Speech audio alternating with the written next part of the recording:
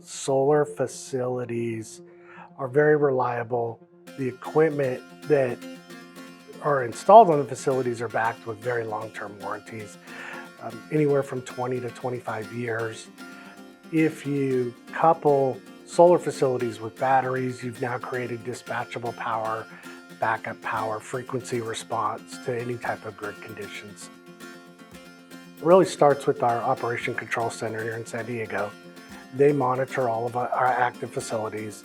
If they see anomalies within the data, what happens is a ticket is created and phone calls are made to the on-site technicians. On-site technicians will then investigate the issue and determine whether it's something as simple as a communication error or if it's an actual legitimate issue that then they would repair if needed.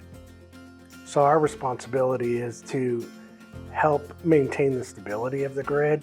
One of the ways that we do that is the inverters on a facility are capable of producing what's called reactive power, which is the forces that really drive the stability of the grid. Inverters have the capability to either be capacitive or inductive, which is really what's required to have the grid stable.